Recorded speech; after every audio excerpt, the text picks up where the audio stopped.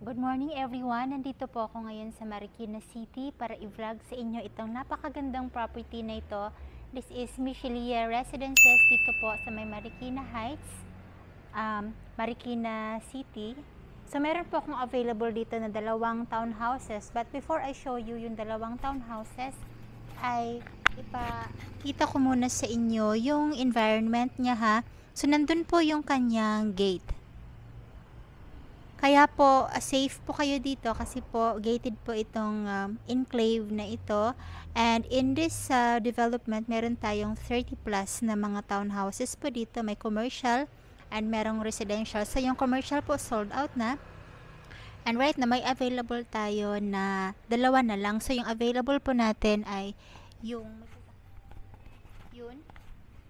And then another pa ay ito.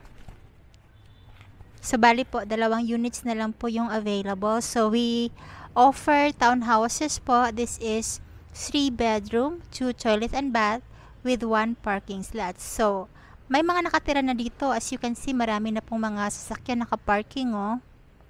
Yan, may mga nakaparking na, right? Yan po. So, sold na yung iba dyan. Dalawa na lang available natin. So, I'll show you ngayon kung anong itsura itong property. Ito, mayroon tayong model unit dito na papasukin.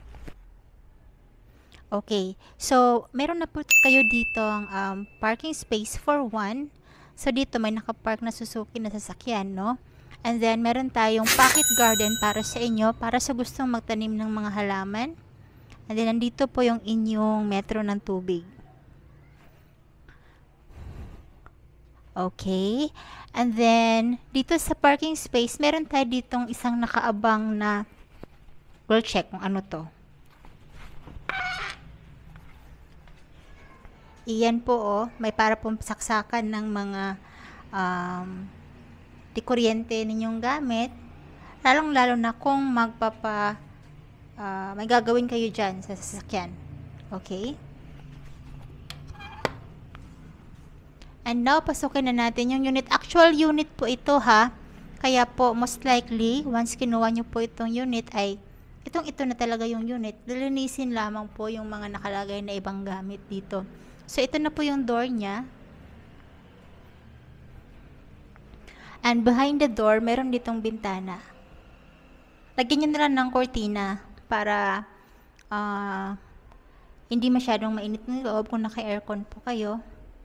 And then, nandito yung ating mga switches ng ilaw. Ito pong mga fire extinguisher na ito, nilagay lamang po dito ng office, pero tatanggalin po yan. And then po, mayroon ditong inyong lababo. Tinanong ko po ito sa office, itong butas na ito. And ang sabi po nila, abang po yan para sa inyong mga lutuan kung mayroon po kayong gas range. And then over here is the service area. Dito nyo po ilagay yung mga washing machine o kung gusto nyo ilipat dito yung lababo nyo, pwede rin naman. So mayroon dito nakaabang also na mga electrical sockets. Yan po. And then, may gripo para sa tubig. And kung gusto nyo maglaba dito, may drainage na siya nandyan, no? And then, dito sa baba, meron po tayo dito isang kwarto, which is this one.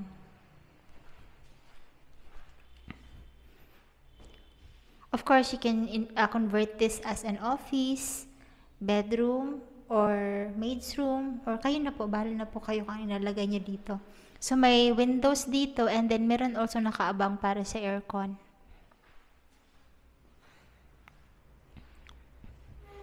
And then, nandito yung ating switch panel. Yan po.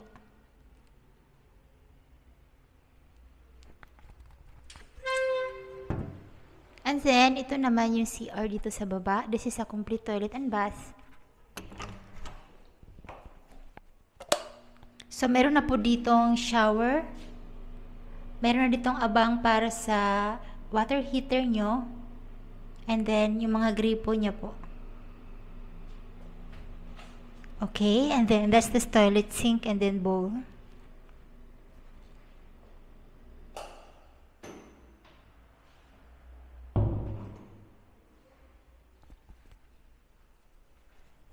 Sa ilalim nitong hagdan, may nakalagay dito na maliit na storage po para sa mga gamit po ninyo.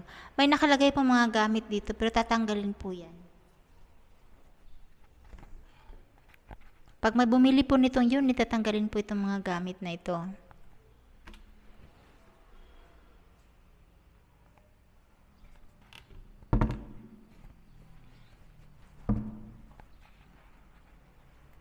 And then, may bintana dito sa gilid ng hagdan na makikita nyo yung inyong parking area. Okay, so akyat tayo dun sa taas para makita nyo po yung mga bedrooms.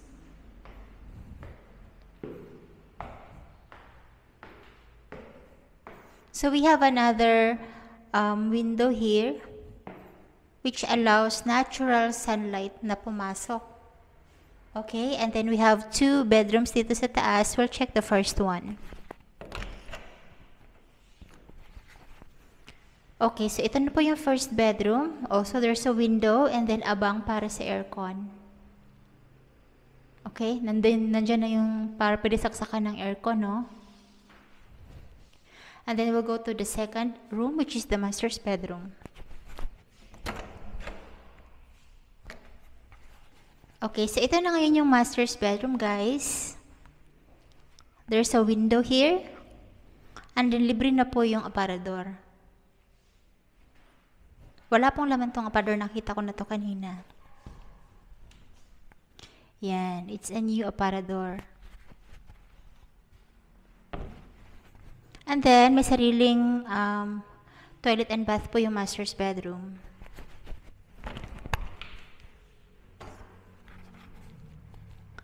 There's another window there, shower, abang para sa heater, yung mga gripo, toilet sink, and toilet bowl.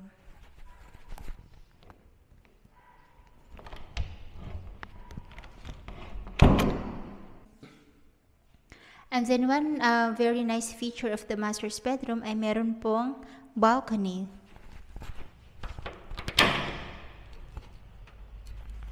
So ito na ngayon yung balcony. You can see kung ano meron dun sa baba at sa mga kapitbahay yan. So that's our house tour, guys. I hope you like the property. So itong unit, kung nasaan ako ngayon, this is an available unit. Ang comment ko dito sa unit na to, maganda siya. Maganda yung development niya, maliwanag po.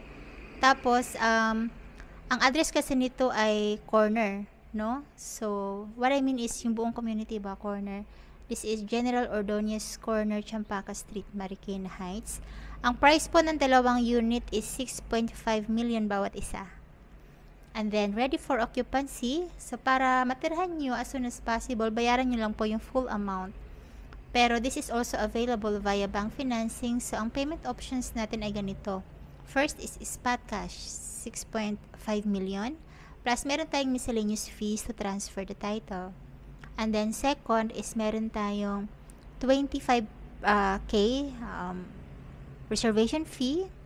Tapos, meron tayong down payment na 20% and then balance can be loaned via bank. So, yung mga gustong idaan nito via bank loan, pwede po. And then, yung down payment niya, pwedeng i-spot cash yung down payment, pwedeng 6 months, pwedeng 1 year to pay.